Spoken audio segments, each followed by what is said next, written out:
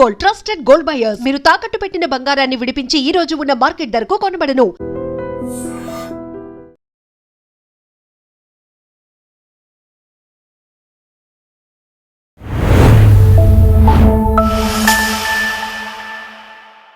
Welcome to lens with Lumbini. CJP Cockroach Janata Party ప్రొటెస్ట్లు చూసాం. అంటే నీట్ పేపర్ లీకేజ్ విషయంలో, అలాగే ఎడ్యుకేషన్ మినిస్టర్ ధర్మేంద్ర ప్రధాన్ గారి రాజీనామా కూడా చూసాము. But different perspectives, different narratives దీని గురించి డెవలప్ అవుతున్నాయి. అండ్ నెక్స్ట్ కాన్సిక్వెన్సెస్ ఎలా ఉండబోతాయి, ఎక్స్పెక్ట్ చేయని విధంగా ధర్మేంద్ర ప్రధాన్ గారు రాజీనామా అయితే చేశారు. బట్ దాని తర్వాత కాన్సిక్వెన్సెస్ గురించి ఎవరు మాట్లాడాలి, వీ హ్యావ్ టు డిస్కస్. ఈ రోజు మనతో జాయిన్ అవబోతున్నారు ప్రముఖ geo political analyst Pavan Sriharsha garu. Is here with us. ఆయనతో మాట్లాడదాం. హలో సార్, నమస్తే. నమస్తే అండి. సార్, ఎడ్యుకేషన్ మినిస్టర్ గా ధర్మేంద్ర ప్రధాన్ గారి రాజీనామా తర్వాత ఎలాంటి చేంజెస్ ఎక్స్పెక్ట్ చేశారో, ఆ సిజేపీ ప్రొటెస్ట్ చేసినట్టుగా ఆ చేంజెస్ అవుతున్నాయా? అండ్ నిజంగానే ఒక రెసిగ్నేషన్ తో ఇది ఆగిపోతుందా అంటే డెఫినెట్లీ నాట్. అది డిమాండ్ చేసిన వాళ్ళకి తెలుసు, ఇక్కడ చేసిన వాళ్ళకి తెలుసు, అంతా తెలుసు అందరికీ కూడా.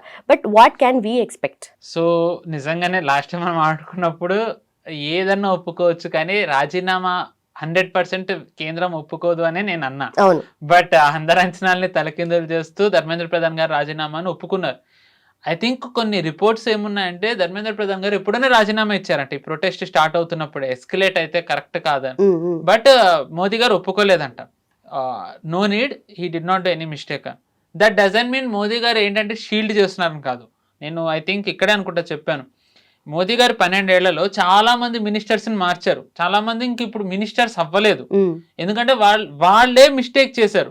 వాళ్ళ కిందన మిస్టేక్ జరిగితే దాన్ని రెక్టిఫై చేయకపోవడం వేరు, వాళ్లే మిస్టేక్ చేయడం వేరు.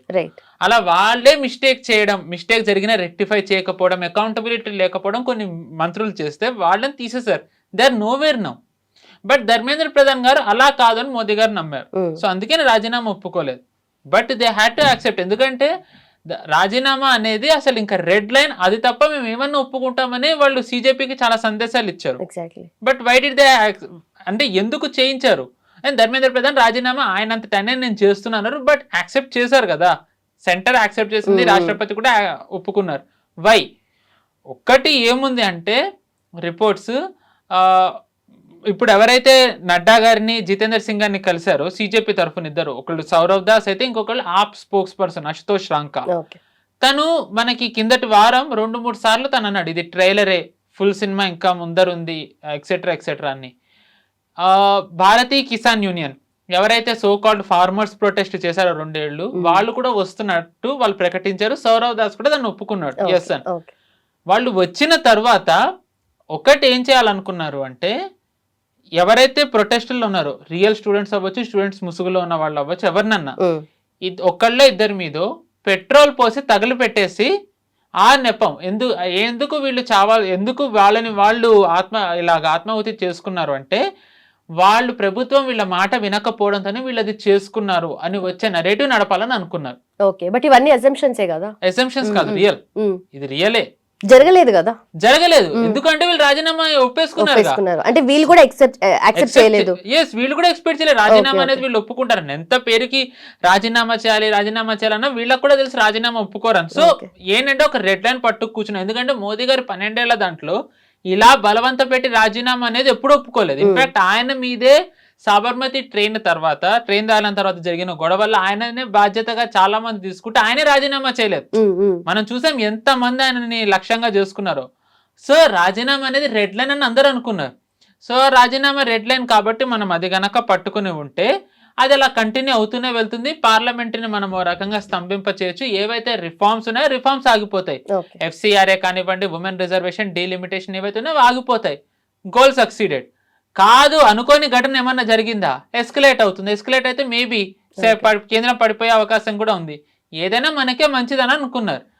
బట్ అల్టిమేట్లీ ఈ ఇన్ఫో వచ్చిన తర్వాత రాజీనామా ఒప్పేసుకున్నారు. ఇంకొకసారి రాజీనామా ఒప్పుకున్న తర్వాత ఇంకా వాళ్ళు కూర్చోవాల్సిన అవసరం ఏముంది? రైట్, బట్ ఇది ఎస్కలేట్ అయితే డిఫరెంట్ కేసు ఉండేది. బట్ అవ్వలేదు, వీళ్ళకి యాజ్ ఎ సర్ప్రైజ్ కూడా ఇది వచ్చింది. బట్ ఒకవేళ ఫర్ ఎగ్జాంపుల్ వాళ్ళు అనుకున్నది డిమాండ్ చేసింది అవ్వకపోయి ఉంటే వేరేలా ఉండే సినారియో. అయ్యింది కాబట్టి ఇప్పుడు ఈయన ప్లేస్ లో ఇంకొకరు వచ్చారు, ప్రహ్లాద్ జోషి గారు వచ్చారు డెఫినెట్లీ. సో వచ్చిన తర్వాత ఇంకేం చేయగలుగుతారు మరి? నేను అదే కదండి ఫస్ట్ నుంచి అన్నాను, ఒక వ్యక్తి రాజీనామా ద్వారా ఏమి వ్యవస్థ మారదు. వ్యవస్థ మారాలంటే కింద వాళ్ళు చేంజ్ అవ్వాలి. నెల రోజుల క్రితం ఒక జాతీయ ఛానల్కి ఇంటర్వ్యూ ఇచ్చి ఆయన అన్నారు, నేను రెస్పాన్సిబిలిటీ తీసుకుంటున్నా, ఐఆమ్ అకౌంటబుల్ ఫర్ దిస్, నేను దాన్ని సరి చేస్తానని చెప్పారు. అండ్ హీ కండక్టెడ్ ఆ ఎగ్జామ్ అగైన్. దాంట్లో మనం చూసాం చాలా మంది సెలెక్ట్ కూడా అయ్యారు, పీస్ఫుల్ గానే అయింది, without any glitch. That is how you maintain, you do the accountability. దాని తర్వాత ఇలాంటివి మళ్ళీ జరగకూడదు. దానికైనా ఏమన్నారు, కంప్యూటర్ బేస్డ్ అంటే ఓఎంఆర్ షీట్లు ఇలాంటివి కాకుండా ఆన్లైన్ లో ఎగ్జామ్స్ అయ్యేలా చూస్తామని. టెక్నాలజీ డ్రివెన్ ఉంటుంది. బట్ దాంట్లో వచ్చే ఒక ప్రాబ్లం ఏంటి, టెక్ అనేసరికి హ్యాకింగ్ అనేది వెరీ పెద్ద, దాని మీద కూడా మేము వర్క్ చేస్తున్నామని అన్నారు. మోదీ గారే స్వయంగా చెప్పారు, రిఫార్మ్స్ మేము తీసుకొస్తాం ఎగ్జామ్ లో వాటిలలో. సో బట్ వీళ్ళు దేనికి కూడా వీళ్ళు ఒప్పుకోలేదు. సో ఇప్పుడు బట్ అల్టిమేట్లీ రాజీనామా చేశారు. ప్రహ్లాద్ జోషి గారు వచ్చారు. ఈయన ఏమన్నా చేస్తారంటే, ఆయన ట్వీట్ లో ఇది వచ్చినప్పుడు ట్వీట్, దాని తర్వాత ఛార్జ్ తీసుకున్నప్పుడు ఆయన ఫస్ట్ థింగ్ ధర్మేంద్ర ప్రధాన్ గారు ఎక్సెంప్లరీ వర్క్ చేశారు, అద్భుతమైన వర్క్ చేశారు ఎడ్యుకేషన్ మినిస్టర్, నేను దాన్ని ముందరికి తీసుకెళ్తా అన్నారు. అంటే ఆయన ఏం మార్చట్లేదు, ఏదైతే ఈయన ఒక బాట వేశారో ఆ బాట మీద నేను నడుస్తా, దాన్ని ముందరికి తీసుకెళ్తా అన్నారు. సో మరి విపక్షాలు ధర్మేంద్ర ప్రధాన్ రాజీనామాతో వీళ్ళు ఏం సాధించారు, ఏమీ సాధించలేదు. సో ఇదే సీతామాడిలో జూలై 2వ వారం, ఐ థింక్ అటు ఇటుగా 2 వారాల క్రితం పోలీసులు ఇద్దరిని అరెస్ట్ చేశారండి, అర్మాన్ అండ్ అఖ్లాక్. వీళ్ళిద్దరు ఎవరు, పాకిస్తానీ టెర్రరిస్టులతో కలిపి ఉన్నారు. ఈ సీమాంచల్ అని ఒక ప్రాంతం వస్తుంది నార్త్ లో, బీహార్ లో, ముస్లిమ్స్ మెజారిటీ. అక్కడ లోకల్స్ ని రిక్రూట్ చేసుకుని రాడికలైజ్ చేయడం వీళ్ళ పని. ఢిల్లీలోను వేరే చోట్ల బాంబ్ బ్లాస్టులకి ప్లాన్ చేశారు. సెన్సిటివ్ సెక్యూరిటీ ఇన్స్టాలేషన్స్ ఏవైతే ఉంటాయో వీళ్ళు అక్కడ సీక్రెట్ ఇన్ఫర్మేషన్ ని పాకిస్తాన్ కి చేరవేశారు. అది సీతామఢి ప్లేస్. అక్కడ ఇలాంటి వాళ్ళని ఇద్దరిని అరెస్ట్ చేశారు. ఇదే బీహార్ లో అటు ఇటుగా ఇప్పుడు నేను చెప్పిన ఇన్సిడెంట్ కి 2 రోజులు అటు ఇటు ముందు ఒక యుక్రెయినియన్ ని పట్టుకున్నారు. అండ్ ఇదే నేపాల్లో నెల రోజుల క్రితం ఐ థింక్ విజయవాడలో ఒకటి అల్ఖైదాదీను ఐసిస్ నెక్సెస్ బస్ట్ చేశారు. బస్ట్ చేస్తే దానిది బీహార్కి, మధ్యప్రదేశ్, రాజస్థాన్కి కూడా వెళ్ళింది. లోన్ వుల్ఫ్ అటాకులు చేయడం ఆ రిక్రూట్మెంట్ ప్లాన్ అని. సో ఇప్పుడు అలాంటి వాళ్ళు దీంట్లో ఉండొచ్చు కదా, ఛాన్సెస్ ఉన్నాయి కదా, అందరూ స్టూడెంట్స్ కాదని. మరి ఎందుకు ఎగ్జామ్షన్ ఎలా చేస్తారు అని చెప్పి ఎవరన్నా అడగచ్చు. మనము ఢిల్లీలో మన జంతర్ మంతర్ అయినప్పుడు మనమంతా చూస్తూ వచ్చాం, వీళ్ళు స్టూడెంట్స్ అమాయకులు, వీళ్ళ మీద ఎలా చేశారని. కానీ ఢిల్లీ పోలీసులు ఫేషియల్ రికగ్నిషన్ స్కాన్ వాడి అందరినీ చెప్తున్నారు ఇన్ఫో. ఢిల్లీ పోలీసులు చెప్పిందండి సర్వే, ఐ మీన్ ఈ అసెస్మెంట్, 2873 మంది మీద క్రిమినల్ రికార్డ్స్ ఉన్నాయి. దాంట్లో 101 మంది మర్డర్ ఛార్జెస్, 62 మంది అటెంప్ట్ టు మర్డర్, 61 మంది రేప్ అక్యూజ్డ్, 229 మంది ఆర్మ్స్ యాక్ట్స్ అఫెండర్స్, 67 మంది ఎన్డీపీఎస్ అక్యూజ్డ్, సుమారుగా 1000 మంది మీద సివియర్ క్రిమినల్ యాంటిసిడెంట్స్ ఉన్నాయి. వీళ్ళందరూ విద్యార్థులా అండి? సో ఎవరిని వీళ్ళు ఇప్పుడు సమర్థిస్తున్నట్టు? వీళ్ళ మీద చర్యలు తీసుకోకూడదని చెప్పి విపక్షాలన్నీ కూడా పార్లమెంట్ను స్తంభింపజేస్తున్నాయి. అంటే వీళ్ళు నిజంగా విద్యార్థుల వైపు ఉన్నారా, విద్యార్థి ముసుగులో ఉన్న ఉగ్రవాదుల వైపు ఉన్నారా? ఈ రోజు వీళ్ళు విద్యార్థుల కోసం ఇంత బాధపడుతున్నారు. ఒక ఢిల్లీ పోలీస్ ఆఫీసర్ ఏసీపీ, ఆయన పేరు మర్చిపోయాను, క్షమించాలి, ఆయన మీద దాడి జరిగింది. ఆయన అక్కడ అసలు he was not deployed there, అంటే ఈ ప్రొటెస్ట్ని చూసే బాధ్యత ఆయనది కాదు. ఆ గొడవ జరిగినప్పుడు ఆయన లేరు, ఇచ్చిన ఆదేశాలు ఆయనవి కాదు. ఆయన జస్ట్ ఆ ప్లేస్కి వచ్చి పోలీస్ స్టేషన్ రిపోర్ట్ చేయబోతే మాబ్ ఆయన చుట్టుముట్టి ప్రాణాలు తీసినంత పని చేస్తే అక్కడున్న లోకల్ పోలీసులు, కొంతమంది రియల్ ప్రొటెస్టర్ స్టూడెంట్స్ ఆయన్ని కాపాడారు. ఆయన ఇదే అందరికీ తెలిసింది, కొంతమంది ఇది కూడా చెప్పట్లేదు. నేను ఇది చెప్పాల్సిన కారణం ఏంటంటే, ఆయన ఎవరు అంటే మన అందరికీ తెలిసిందే, నవంబర్లో ఢిల్లీ రెడ్ ఫోర్ట్ బ్లాస్ట్ జరిగింది ఢిల్లీలో. దాని తర్వాత ఢిల్లీలో చాలా మాడ్యూల్స్ బస్ట్ చేశారు. లైక్ ఇప్పుడు మనం చూసుకుంటే హిజ్బుల్ ముజాహిదీన్ కానివ్వండి, జైష్, లష్కర్, బంగ్లాదేశ్వి ఎక్సెట్రా ఎక్సెట్రా, ఇలా బస్ట్ చేసిన మాడ్యూల్స్లో కొన్ని ఇంపార్టెంట్ టెర్రర్ నెక్సెస్ని బ్రేక్ చేసింది ఈయన. అలాంటి రికార్డు ఉన్నాయని సోకాల్డ్ ఇలాంటి వాళ్ళు వచ్చి కొడితే వీళ్ళని సమర్థిస్తున్నారు, ఆ పోలీసుల వైపు ఉండకుండా. ఈ ఫేషియల్ రికగ్నిషన్ ఇలా హెల్ప్ అయింది. అంటే ఆయన ఎంత ఎగ్జాంపుల్ ట్రాక్ రికార్డో చూడండి. అసలు ఈ రోజు ఆయన మొత్తుకుంటున్నారు అన్యాయం జరిగిందని చెప్పి. సో నిజంగా వీళ్ళు ఎటువైపు ఉన్నారు విపక్షాలు అంటే, ఎవరు ఎలా పోయినా పర్లేదు ప్రభుత్వం పడిపోవాలి, అంతేనా విపక్షాలకు ఉన్న? పాకిస్తాన్ కి యుఎస్ కి ఇలాంటివి ఉన్నాయి అంటే ఐ కెన్ అండర్స్టాండ్, ఓకే వాళ్ళకి, ఎందుకంటే they don't want Bharat to grow, okay. కానీ విపక్షాలు కూడా ఈరోజు వీళ్ళతోని కలిసి ఇలా మాట్లాడుతుంటే ఇంకా ఏం చెప్పాలి వీళ్ళకి? అండ్ నెక్స్ట్ ప్రాసెస్లో మనం coming to the next level, ఈ సిజేపీ ప్రొటెస్ట్దే మనం చూసుకున్నట్టయితే, నేను అశుతోష్ రాంకది చెప్పాను, తను ఆప్ స్పోక్స్ పర్సన్ అని. Abhijit Dipke face of the protest, తను అమెరికా కూడా వెళ్ళిపోయాడు. అమెరికా వెళ్ళిపోయాడు, తను కొనసాగిస్తామంటున్నారు, తను అమెరికా వెళ్ళిపోయాడు. ఎందుకు వెళ్ళిపోయాడు అంత? కపిల్ సిబల్ ని కలిసిన వెంటనే చర్యలు తీసుకోమని అన్నారు కదా, నెక్స్ట్ ఆర్డర్స్ కోసమా, లేకపోతే తను ఏమన్నా తప్పు చేశారని దొరికిపోయాడా, లేకపోతే ఏంటి? ఎందుకు వెళ్ళిపోయినట్టు తను? అంటే ఇంకా క్లీన్ అయిపోయింది, ఇంకా అంటే ఏమీ జరగలేదని తనే ఒప్పుకుంటున్నాడా? ఎందుకు వెళ్ళిపోయాడు తను? అంటే ఇది ఒక్క ప్రొటెస్ట్ తోనే ఆగిపోవద్దు కదా, ఇంకా నిజంగానే ఇది స్టూడెంట్స్ ప్రొటెస్ట్ అని అంటే ఈరోజు పంజాబ్ లో ఎందుకు చేయట్లే? పంజాబ్ లో ఎగ్జామ్ లీకేజ్ అయింది కదా, కర్ణాటకలో వెటర్నరీ ఎగ్జామ్ పేపర్ లీక్ అయింది, అక్కడ స్టూడెంట్స్ లేరా? అక్కడ స్టూడెంట్స్ వీళ్ళకి బాధ్యత లేదా? ఇవే ప్రశ్నలు అడిగితే వాళ్ళు దీనికి సమాధానం చెప్పట్లే. మళ్ళీ యూపీలో ఏదో జరిగిందంటే దాని గురించి చేస్తారు. సరే, see at the end of the day paper leak అనేది హీనియస్ క్రైమ్, దాంట్లో ఎటువంటి ఎవరిని సమర్థించక్కర్లేదు, ఎవరిది వ్యతిరేకించక్కర్లేదు. కానీ ఆ పేపర్ లీక్లో కూడా ఏంటంటే మనకి ఒక బయాస్ ఉంటుందా, అంటే ఓన్లీ బీజేపీ పాలిత దాంట్లోనే అయితేనే చేయాలి, బీజేపీ ఇతర పార్టీలది అయితే చెయ్యకూడదు, అక్కడ ఏం జరిగినా ఓకే అనేది ఏమన్నా ఉందా వీళ్ళకి? ఉంటే ఇది నాన్ పొలిటికల్ అవుట్ఫిట్ ఎలా అయిందండి? ఇది క్లియర్గా వీళ్ళ బయాస్ తెలుస్తోంది కదా. సి మీకు రాజకీయంగా ఎవరైనా సరే మీకు మోదీ గారు నచ్చవచ్చు, నచ్చకపోవచ్చు, ఆయనకి ఓటేయచ్చు, ఓటేయకపోవచ్చు, ప్రజాస్వామ్యంలో అది ఎవరికైనా హక్కు ఉంటుంది. మాట్లాడడం ఓకే, మీరు వీటిని సమర్థిస్తారని, బట్ ఓటు ఎవరన్నా ఇష్టం వేయచ్చు, ప్రజాస్వామ్యంలో అది ఉంది. బట్ ద మూమెంట్ మీరు హిందూ దేవుళ్ళని, హిందూ దేవి దేవతలని తెచ్చినప్పుడు అది స్టూడెంట్ ప్రొటెస్ట్ ఎలా అయింది? మీరు ఇప్పుడు అక్కడ చూసుకున్నట్టయితే ఎఫ్ రామ్ మందిర్ అన్నారు, దాని తర్వాత షర్జీల్ ఇమామ్ని, ఉమర్ ఖలీద్ని బయటికి తేవాలన్నారు. ఎక్కడన్నా రాముణ్ణి హిందూ దేవుళ్ళని అన్నారు, కానీ జీసస్ని, ప్రొఫెట్ మొహమ్మద్ని అన్నారా? ఎక్కడన్నా మనం ఒక్క వీడియో చూసాం అలాంటివన్నీ. సో క్లియర్గా ఈ ప్రొటెస్ట్లో దేనికి యాంటీగా నడిచింది? ద వెరీ పాయింట్, ఇది స్టూడెంట్స్ ప్రొటెస్ట్ అనడం వల్ల నిజానికి వాళ్ళు అనుకుంటున్న నెరేటివ్ చేరవేయడంలో అందరి పాత్ర ఉంది, తెలుసా తెలియక నాలాంటి వాళ్ళ పాత్ర కూడా. ఇప్పుడు మనం అందరం గోధ్రా రైట్స్ అనడంతో గోధ్రాలో జరిగిన గొడవలే జనాలకి గుర్తుంటుంది, కానీ దాని ముందు జరిగిన సాబర్మతి ట్రైన్ దహనం ఎంతమందికి గుర్తుంటుంది? అది కూడా కరసేవకులు ఉన్న ఒక భోగిని మాత్రమే తగలెట్టింది, కానీ అది క్లియర్గా ఒమిట్ చేసేసి గోధ్రా రైట్స్ మొదలుపెట్టారు. సిఏఏ రైట్స్ అనడంతో సిఏఏకి వ్యతిరేకంగా జరుగుతోందన్న నరేటివే వెళ్తుంది, కానీ దీంట్లో నిజానికి అది ఒక anti Hindu rights.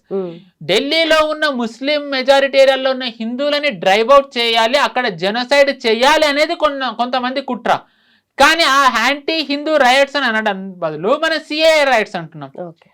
So called అది నిజానికి దేశం మొత్తం ఫార్మర్స్ వెళ్ళలే 2020-21లో. ఖలిస్తానీ సంబంధించిన వాళ్ళు మాత్రమే పంజాబ్ నుంచి వెళ్ళారు, maybe parts from UP and Haryana, ఎందుకంటే తెలంగాణ నుంచి ఎవరు వెళ్ళలేదు ఫార్మర్స్, కర్ణాటక నుంచి వెళ్ళలేదు. Farmer association affiliated, politically affiliated వాళ్ళ గురించి అనట్లేదు, నార్మల్ ఫార్మర్స్. తెలంగాణ నుంచి వెళ్ళలేదు, ఆంధ్రప్రదేశ్ నుంచి వెళ్ళలేదు, కేరళ నుంచి వెళ్ళలేదు, తమిళనాడు నుంచి వెళ్ళలేదు, మహారాష్ట్ర నుంచి వెళ్ళలేదు, కేవలం కొన్ని ప్రాంతాల నుంచి మాత్రమే వెళ్ళారు. ఎందుకు? They wanted to escalate Khalistani narrative.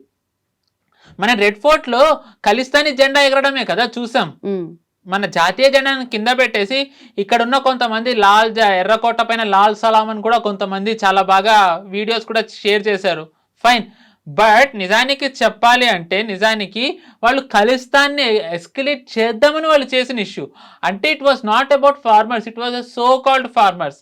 కానీ ఈరోజు ఎంతమందికి ఇది తెలుసు? ఇన్ ద సేమ్ వే ఈ నీట్ ప్రొటెక్షన్ అనేది it was never about NEET, ఎందుకంటే నీట్లో అన్ని యాంటీ హిందూవే జరిగాయి. ఇట్ వాజ్ నిజంగా స్టూడెంట్స్ మీద ఇంత బాధ్యత ఉన్నట్టయితే మొన్న ఒక స్టూడెంట్ సూసైడ్ చేసుకున్నారు, ఎంతమంది వెళ్ళి కలిశారు? ఆ న్యూస్ బయటకు వచ్చే టైంకి సౌరవ్ దాస్, అశుతోష్ రాంకా వీళ్ళందరూ కూడా వీళ్ళు ఇంటాక్సికేట్ అయిపోయి 5-star హోటల్లో పార్టీ చేసుకుంటున్నారు. బాధ్యత మరి వీళ్ళకి ఏముంది? రైట్, ఇదేనా మేము ఎక్స్పెక్ట్ చేసింది అని స్టూడెంట్స్ వాళ్ళ పేరెంట్స్ కూడా అనడం. అండ్ ఇది మొదటిసారి కాదండి, for the record you have raised a very good point. ఈ ప్రొటెస్ట్ నిజానికి ఏదైతే జరుగుతూ ఉందో జంతర్ మంతర్లో, అంటే ఐ థింక్ బిఫోర్ ఎస్కలేషన్ నిజంగానే అశుతోష్ రాంకాని ఇదే అడిగారు, Ashutosh Ranga sorry, I think after ఇది పార్లమెంట్ వైపు వెళ్ళే ఇన్సిడెంట్ తర్వాత అశుతోష్ రంగాని ఇదే అడిగారు, ఎక్కడున్నావు నువ్వని.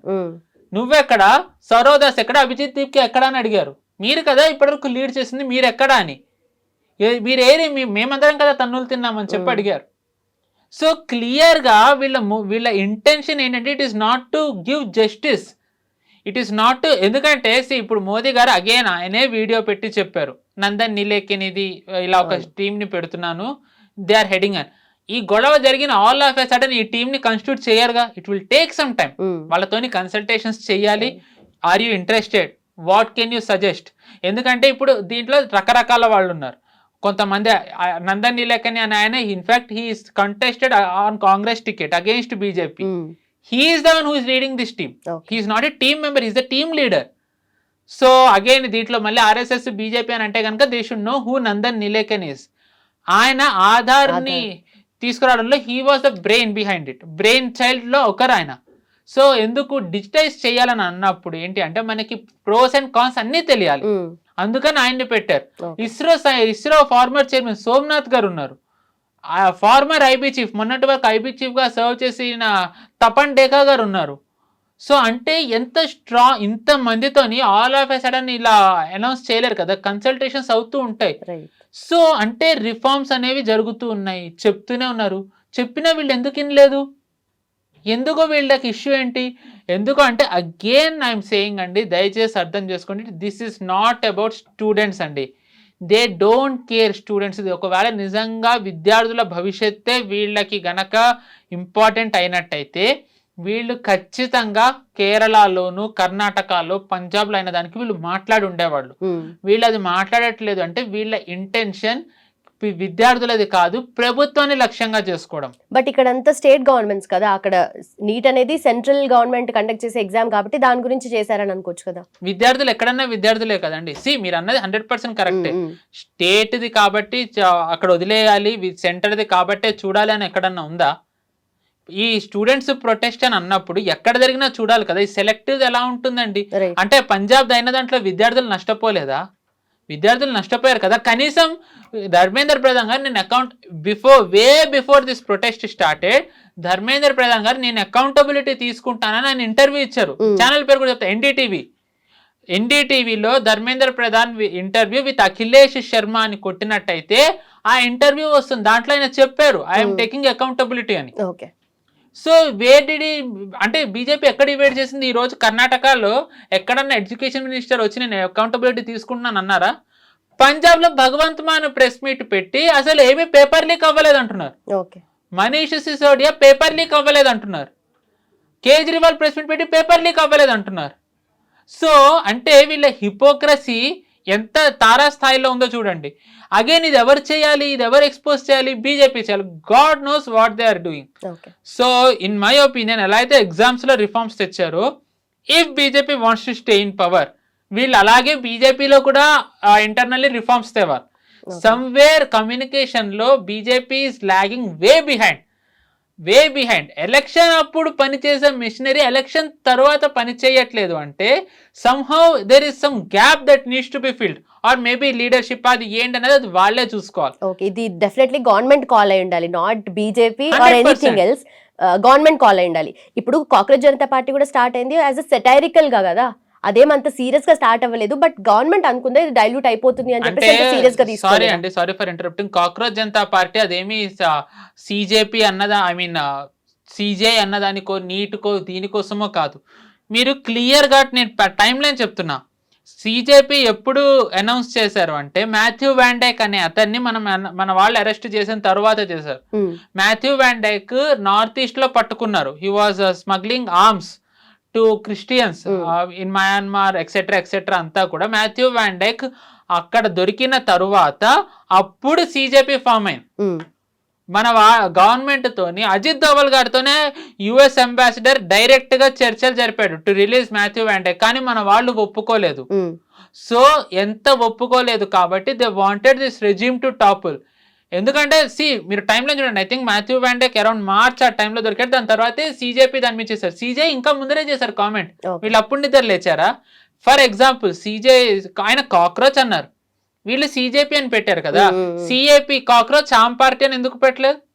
మీరు cockroach if it was not targeting BJP and BJP voters, మీరు సిజేపీ అని పెట్టే బదులు సిఏపీ అని పెట్టచ్చు కదా. కాక్రోచ్ ఆమ్ పార్టీ అని పెట్టండి, కాక్రోచ్ సమాజ్వాదీ పార్టీ అని పెట్టండి.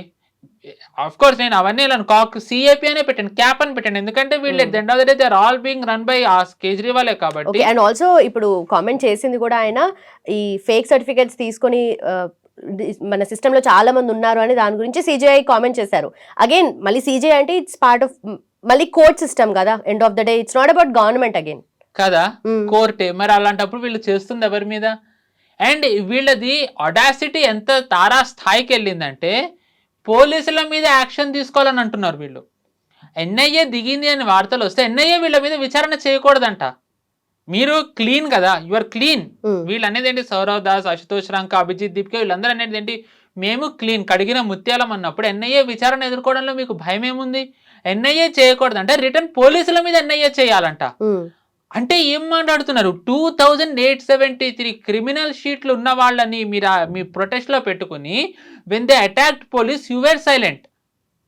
వీళ్ళు సైలెంట్ గా ఉన్నారు అండ్ ఎవరి మీద చర్యలు వద్దని అంటున్నారు. ఒక పక్కన నీట్ కోసం అని అంటారు, నీట్ విద్యార్థి సూసైడ్ చేసుకుంటే వీళ్ళేమో పార్టీ చేసుకుంటారు. ఎంతమంది ఆ నీట్ విద్యార్థి కోసం వీళ్ళు మాట్లాడుతున్నారు? ఇప్పుడు ఎందుకు మాట్లాడట్లేదు? అయిపోయిందా? అంటే వాట్ వాజ్ అంటే మీ ఇంటెన్షన్ ఏంటి? నేను అందుకే అంటున్నానండి, it is never about NEET. I think August 15th వరకు every one has to be very careful. ఎంతమందికి బీజేపీ సపోర్టర్స్ కానివ్వండి ఎవరైనా, in fact I felt very depressed to be honest. Dharmendra Pradhan రాజీనామా చేశాక నాకే చాలా బాధగా అనిపించింది. Given his achievements. అసలు ఎక్స్పెక్ట్ చేయలేదు కదా గవర్నమెంట్ నుండి ఇంత మ్యాసివ్ స్టెప్ అనేది. ఇట్స్ లైక్ అకౌంటబిలిటీ తీసుకోవడం అంటే దాంట్లో మళ్ళీ లుక్ ఇన్ టు ద ప్రాబ్లమో లేదంటే దాని గురించి మాట్లాడాలి కానీ రెసిగ్నేషన్ అనేది కాదు కదా అకౌంటబిలిటీ. ఎగ్జాక్ట్ నేను అనేది కూడా ఇప్పుడు if that was the case, ఒకవేళ రాజీనామాతోనే సమస్యకు పరిష్కారం అవుతుంది అనుకుంటే, బాలాసోర్ ట్రైన్ యాక్సిడెంట్ అయిన తర్వాత అశ్విని వైష్ణవ్ గారి కోసం ఎవరు ఎందుకండి రోడ్డు మీద కూర్చోలేని రాజీనామా చేయాలని? బాలాసోర్లో అయిన వాళ్ళు కూడా మనుషులే కదా. పెహల్గాంలో హిందువులని ప్యాంట్ తిప్పి వాళ్ళది సర్కంషన్ అయిందో లేదో చూసి కల్మా చదవని వాళ్ళని కాల్చి చంపినప్పుడు it was an intelligence failure అని వీళ్ళందరూ అన్నారు. నేను ఇంటెలిజెన్స్ ఫెయిల్యూర్ అన్నా, but it was an intelligence failure అని వీళ్ళందరూ అన్నారు. ఇంటెలిజెన్స్ ఉండేది అమిత్ షా గారు అండర్లో. అమిత్ షా గారు రాజీనామా చేయాలని ఎంతమంది అడిగారు? అప్పుడు రాంది ఎందుకు ఇప్పుడే వచ్చింది? టైమింగ్ ఏంటి ఇప్పుడు? ఎందుకు అంటే మాథ్యూ వ్యాన్ డైక్ దొరికిన తర్వాత దే థాట్ గవర్నమెంట్ ఇంకా యుఎస్ ప్రెషర్కి సకంబ్ అవ్వదు. సో అందుకనే వీళ్ళు అనుకున్నారు నెంబర్ 1. నెంబర్ 2, ఇప్పటి వరకు ఏదైతే ఎడ్యుకేషన్ సిస్టమ్ ఉందో ధర్మేంద్ర ప్రధాన్ గారు ఆ రిఫార్మ్స్ తీసుకొస్తూ వచ్చారు.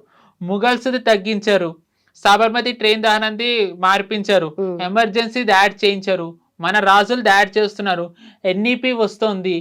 సో ఏవైతే వీళ్ళు అవ్వవు, ఏదైతే ఒక రాటన్ ఎడ్యుకేషన్ సిస్టమ్ ఉండి స్టూడెంట్స్కి నాలెడ్జ్ రాకుండా ఈ వ్యవస్థ మీద హేట్రెడ్ ఉండేలా ఏదైతే ఒక ఎడ్యుకేషన్ సిస్టమ్ క్రియేట్ చేశారో దాన్ని మారుస్తూ వచ్చారు. That's why he became a target. And రేపు వీళ్ళు గడ్కరీ గారిని అనొచ్చు, ఎల్లుండి హర్దీప్ సింగ్ పురి గారిని అనొచ్చు, ఆ తర్వాత రెన్యూవబుల్ ఎనర్జీ ఐ థింక్ ఈయన ప్రహ్లాద్ జోషి గారు అనుకుంటా, ఈయనని కూడా అనొచ్చు. అమిత్ షా గారిని వీళ్ళు మోదీ గారిని కూడా రాజీనామా అడగచ్చు. బట్ క్వశ్చన్ ఏంటంటే రాజీనామా చేయడం వల్ల ఏం సాధించారు ఇప్పుడు వీళ్ళు? ధర్మేంద్ర ప్రధాన్ గారు రాజీనామా తర్వాత వీళ్ళు ఏం సాధించారు ఇప్పుడు అంటున్నారు ఆపు వాళ్ళును, దాని తర్వాత కాంగ్రెస్ వాళ్ళు.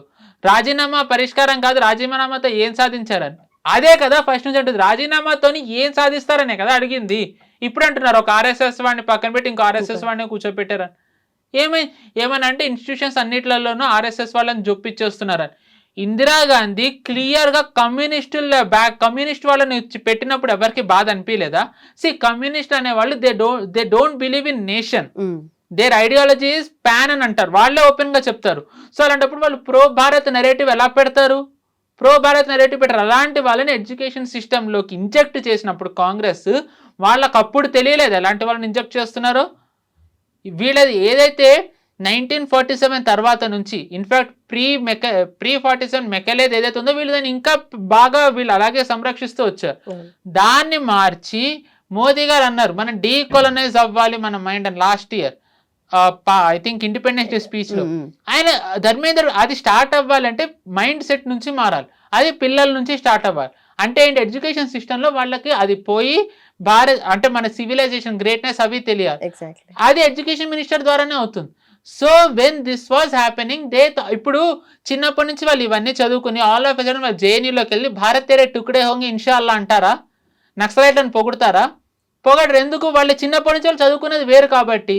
సో అలాంటప్పుడు ఏమవుతుంది, ఈ భారత్ తేరే టుకుడే గ్యాంగ్ ఏదైతే ఉందో వాళ్ళది బలం తగ్గిపోతుంది. అంటే ఫారెన్ ఫోర్సెస్ ప్రభావం తగ్గుతోంది. That is the reason why they don't want any reforms in education. That is the reason వాళ్ళు రిఫార్మ్స్ చేసిన ధర్మేంద్ర ప్రధాన్ గారు తప్పించాలనుకున్నారు. It is not about NEET, it is about reforms. They did not want reforms, they wanted to stop reforms.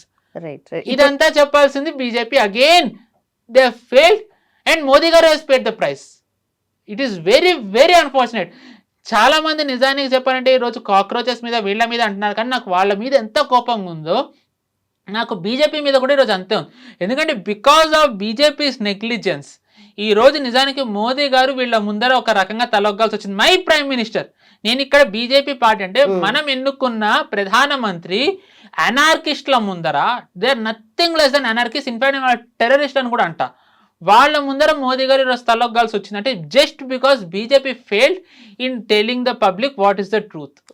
I really hope ఇలాంటిది మళ్ళీ జరగకుండా ఉండాలనే కోరుకుంటున్నాను. But till August 15th it is a very tough time. మళ్ళీ ఇలాంటిది ఏమైనా జరిగినా ఆశ్చర్యపోకర్లే. I hope I'm wrong again. But parliament లో జరుగుతున్న సినారియో చూస్తుంటే ఇది మళ్ళీ ఇంకొంచెం డిఫరెంట్ లెవెల్లో ఎస్కలేట్ అయ్యే ఛాన్సెస్ కనిపిస్తున్నాయి. Coming to again foreign contribution act గురించి కానీ, డీలిమిటేషన్ కానీ, రిజర్వేషన్ బిల్స్ కానీ, సో ఎలా ఎఫెక్ట్ ఉండబోతుంది అంటే ఫైనల్లీ విల్ క్లోజ్ అంటే వీళ్ళు చెప్పాను కదండి ఫస్ట్ నుంచి పార్లమెంట్ సెషన్ ఇది అవ్వకూడదు అనేది వీళ్ళ లక్ష్యం. ఎందుకంటే ద మూమెంట్ ఎఫ్సిఆర్ వచ్చినట్టయితే ఇస్లామిక్ ఫోర్సెస్ కానివ్వండి, క్రిస్టియన్స్ కానివ్వండి, నక్సలైట్లకి, మార్క్సిస్టులు ఎవరైతే ఉంటారో వీళ్ళకి వచ్చే ఫండింగ్ కట్ అయినట్టయితే వీళ్ళు ఎలా గ్రూమ్ చేస్తారు, నెక్స్ట్ లెవెల్ వాళ్ళని గ్రూమ్ చేయాలంటే దే నీడ్ ఫండ్స్. ఆ ఫండ్స్ కి ప్రాబ్లం వస్తుంది. So they don't want FCRA. Modi గారికి ఫస్ట్ నుంచి ఉన్న స్ట్రాంగ్ ఓటు బ్యాంక్ లో ఒకళ్ళు మహిళలు. ఆ మహిళలకే ఈయన రిజర్వేషన్ ఇచ్చి ఇన్ని చోట్ల ఇంతమంది మహిళలు ఖచ్చితంగా పోటీ చేయాలని అంటే ఆ ఓటు బ్యాంక్ ఇంకా పెరిగి ఇంకా ఒక రకంగా ఆయన సెక్యూర్ అయిపోయినట్టే. డీలిమిటేషన్ జరిగి సీట్లు పెరిగినట్టయితే నేను ఫస్ట్ నుంచి చెప్తున్నా 543 సీట్స్కే విపక్షాలకు అభ్యర్థులు దొరకలేదు. 850 సీట్స్కి వాళ్ళు ఎక్కడి నుంచి తెస్తారు? గాలి నుంచి తెస్తారా? సో అంటే ఇటు BJP victory is sealed irrespective of ఎంత స్ట్రాంగ్ అపోజిషన్ ఉన్నా. ఎందుకంటే వీళ్ళ దగ్గర ఇప్పుడు అంత సంఖ్యాబలం లేదు. ఓకే, బట్ ఇప్పుడు జనరల్ గా చూసుకుంటే ఫ్యాక్ట్స్ తెలిసినా తెలియకపోయినా general normal audience like generally ఉన్న ప్రజలు మాత్రము సిజేపీకి సపోర్ట్ చేశారు. అది నీట్ గురించి ఓవరాల్ సినారియో బిల్డప్ అయింది కాబట్టి దానికి సపోర్ట్ చేశారు. సో నెగటివ్ ఇన్ఫ్లుయెన్స్ మరి ఇప్పుడు బీజేపీ మీద పడదంటారా? నేను అదే అన్నానండి. ఫార్ములాస్ వెనక్కి తీసుకున్న తర్వాత మోదీ గారిది హవా అయిపోయింది అని అన్నారు. దాని తర్వాత ఉత్తరప్రదేశ్ గెలిచారు. ఉత్తరాఖండ్లో మామూలుగా ఆ రాష్ట్రం ఏర్పాటు జరిగినప్పటి నుంచి ఒకసారి బీజేపీ ఒకసారి కాంగ్రెస్. దాన్ని తిరగరాసి 2022 అంటే ఫార్ములాస్ తీసుకున్న విత్ ఇన్ 6 నెలలకే మళ్ళీ తిరగరాసి మొట్టమొదటిసారి రెండోసారి బీజేపీ అధికారంలోకి వచ్చింది. మణిపూర్లో మొట్టమొదటిసారి సంపూర్ణ ఆధిక్యంతో బీజేపీ అధికారంలోకి వచ్చింది. గోవాలో 1 సీటు తక్కువ దాంతో బీజేపీ మెజారిటీకి దూరంగా బీజేపీ ఆగిపోయింది. దాని తర్వాత మెజారిటీ వచ్చింది. బీజేపీ రన్నింగ్ గవర్నమెంట్ 5 రాష్ట్రాల్లో. దాని తర్వాత ఎన్నికలు జరిగితే 4 రాష్ట్రాల్లో బీజేపీ గెలిచింది. మోదీ గారి హవా దీనివల్ల ఏం తగ్గలేదు ఫార్ములాస్ వల్ల. 2024 దాంట్లో 240 వచ్చేసరికి మోదీ గారి హవా అయిపోయింది అన్నాక హర్యానా గెలిచారు, మహారాష్ట్ర గెలిచారు, బీహార్ గెలిచారు, ఢిల్లీ గెలిచారు, బెంగాల్ గెలిచారు, అస్సాం గెలిచారు, పుదుచ్చేరి గెలిచారు. మోదీ గారి హవా ఏం తగ్గలే. సో ఎవరైతే ఇప్పుడు మోదీ గారి హవా తగ్గింది ఇది అనుకుంటున్నారో ఇదంతా సోషల్ మీడియా బబుల్. దీనివల్ల ఎలక్షన్లో అవ్వదు. ఎందుకంటే నేను అదే ఎలక్షన్ అప్పుడు బీజేపీ పనిచేసే తీరు డిఫరెంట్. ఎందుకంటే అప్పుడు అమిత్ షా గారు టేక్ ఓవర్ చేశారు. నా బాధ కూడా అదే. ప్రతిదీ అమిత్ షా గారే చూడాలంటే ఒక యంత్రాంగం ఉంది. వరల్డ్స్ లార్జెస్ట్ పొలిటికల్ పార్టీ అని చెప్పుకున్నప్పుడు ఏరి వాళ్ళందరూ ఈ రోజు మీకు బాధ అనిపించట్లేదు బీజేపీ వాళ్ళకి? నేను నా ప్రధానని అంటున్నా, మీ పార్టీ నేత అయినా మీకు ఇంకొక అడిషనల్ బాధ్యత ఆయన తల ఉంచినప్పుడు ఇలాంటి అనార్కిస్ట్లకి మీకు బాధ అనిపించట్లేదు? What you could have done అనేది మీకు ఏమీ ఆత్మవిమర్శ చేసుకోరా? I don't, it is up to them, but I feel very sad that BJP let this happen. I just hope ఇలాంటిది మళ్ళీ జరగకుండా ఉండాలంటే they have to build a strong machinery. Of course, again, at the end of the day, BJP ఒక్కటే. On the other side, CJP నుండే ఈ party form అయినప్పుడు accounts Bangladesh నుంచి, Turkey నుంచి, పాకిస్తాన్ నుంచి చాలా మంది ఫాలోవర్స్ వచ్చారు. So it is Bharat versus world. I can understand. But దాంట్లో కూడా అట్లీస్ట్ యూ హ్యావ్ టు స్టార్టే లేదు కదా ఇక్కడ. నేను అనేది అది ఐ హోప్ వీళ్ళు దీని నుంచి పాఠాలు నేర్చుకుంటారని అనుకుందాం, ఇలాంటివి జరగకుండా ఉండాలని అనుకుందాం. Thank you so much sir. Thank you. నమస్తే.